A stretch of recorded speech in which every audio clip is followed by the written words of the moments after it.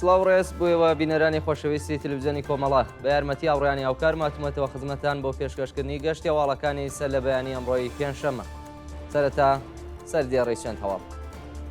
خواستی ڕێکخراوی لێبوورنی نێودەوڵەتی بۆ هەڵوەشانەوەی سزای سێدارەی وریشە مورادی. کرانەوەی فەرهەنگسەرای کوردانی خوراسان بە پشتیوانی حکوومەتی هەرێمی کوردستان.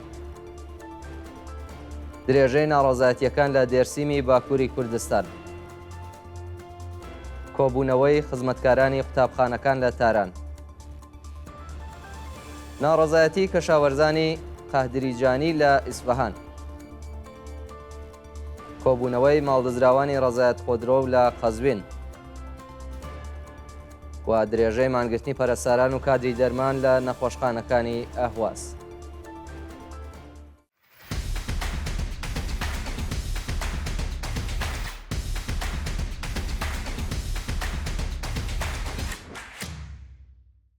درێژەی هەواڵەکان.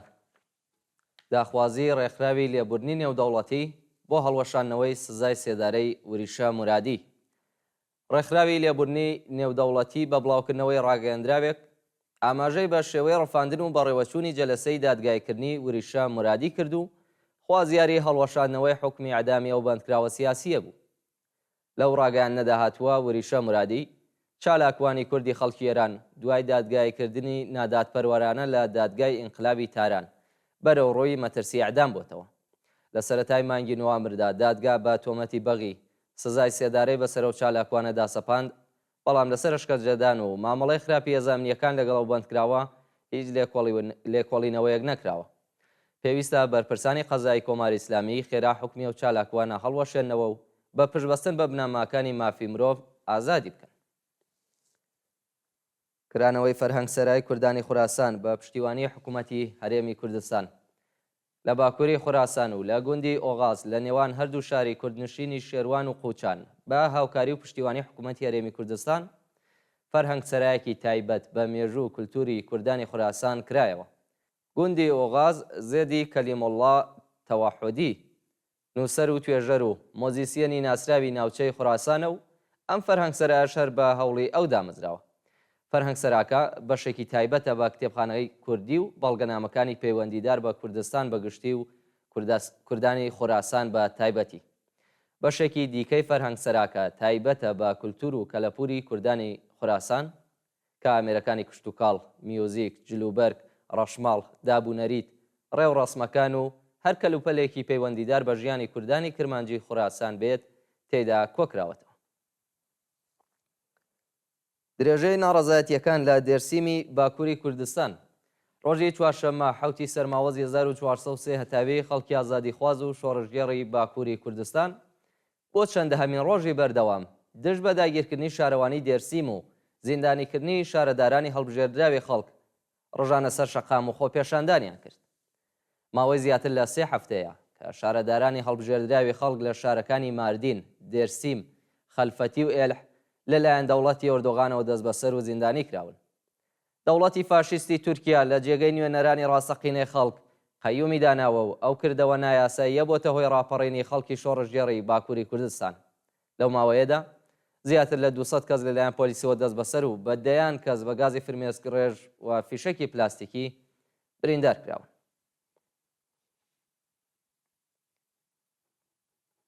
کۆبوونەوەی خزمەتکارانی قوتابخانەکان لە تاران. ڕۆژی چوارشەممە حوتی سەرماوەز خزمەتکاران و سەرایەدارانی قوتابخانەکانی ئێران لە بەردەم وەزارەتی ئاموزش و پەروەرشدا کۆبوونەوە و خوازیاری جێبەجێکردنی داخوازیەکانیان بوون. ناڕازیان لە کۆبوونەوەی ڕۆژی ڕابردوویاندا خوازیاری پێدانی داخوازیە دواخراوەکان، زیادکردنی حەقدەست بە پێی ڕێژەی هەڵاوسان، دامەزراندنی هێزی کاری نوێ، تەزمینی ئەمنیەتی پیشەیی و پەرداختی حەقی بیمەکانیان بە ڕێکخراوی تامینی اجتماعی بوون. ناڕەزایەتی کەشاوەرزانی قەهدریجانی لە ئیسفەهان. کەشاوەرزانی قەهدریجانی ڕۆژی چوارشەممە لە بەردەم وەستانداری ئیسفەهان کۆبوونەوە و خوازیاری پێدانی حەقاوەی زایندەڕۆت بوون. ماوەیەک لەمەوبەر بەرپرسانی وەستانی ئیسفەهان بەڵێنیان دابوو کە حەقاوی کەشاوەرزانی ئەو پارێزگایە بۆ وەرزی چاندنی پاییزە پەرداخ دەکەن، بەڵام وێڕای تێپەڕێنی چەند هەفتە هێشتا بەڵێنەکانیان جێبەجێ نەکردووە و جوتیاران زیانێکی زۆریان پێگەشتووە.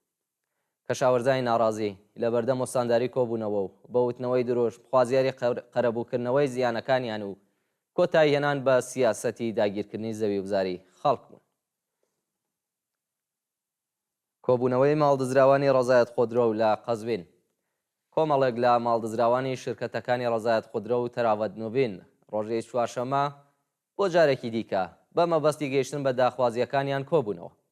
شرکەتەکانی ڕەزایەت خودرۆ و تەراوەت نوڤین سەر بە محەممەد ڕەزا غەفاری ئەندامی سوپای پاسدارانە و بە بیانووی هاوردەکردنی ئۆتۆمۆبیلی بیانی پارەیەکی زۆری لە خەڵک وەرگرتووە.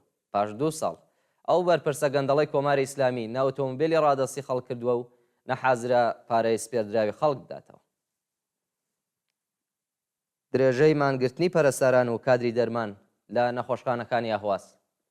ڕۆژی چوارشەممە حوتی سەرماوەزی 1403 هەتاوی پەرستاران و کادری دەرمانی نەخۆشخانەکانی ئاهواز بۆ جارێکی دیکە دژ بە داخوازی دژ بە دۆخی خراپی پیشەی و معیشەتی دەستیان لە کار کێشاوەتەوە و لە شوێنی کارەکانیان کۆبوونەوە.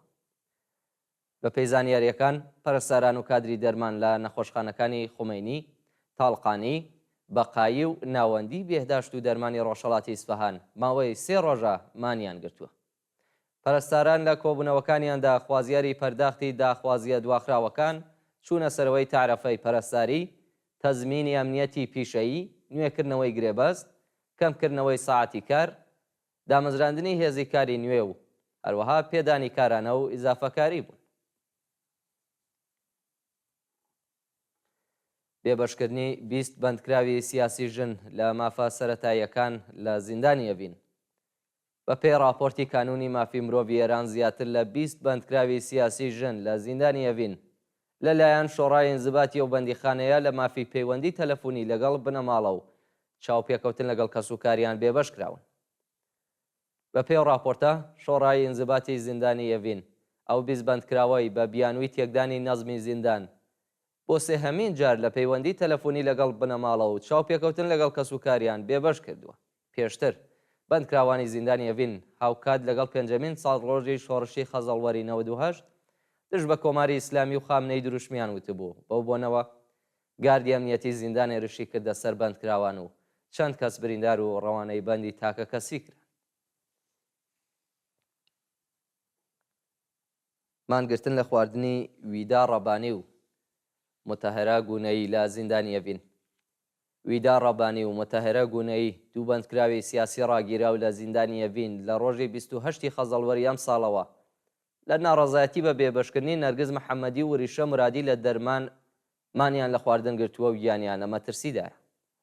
ویدا ڕەبانی لە نامەیەکدا بە باشی دۆخی خراپی تەندروستی نەرگز محەممەدی باز لێ کردووە و نووسیوێتی کە بەرپرسانی زیندانی ئەڤین بایەخ بە برینی بەستێنی ئەو بەندکراوە نادەن، ژوورەکان و سرویسە بێهداشتیەکان پیسن، دەرمانخانای ئیمکاناتی پێویستی نییە و خۆراکی باش لە دەستخەسی ناوبراودانیە. ویدا لە درێژەی نامەکەیدا ڕایگەیاندووە کە هاوڕێ لەگەڵ متەهەرە گونەی لە ناڕەزایەتی بە بێبەشکردنی نەرگس محەممەدی و وریشە مرادی لە دەرمان مانیان گرتووە.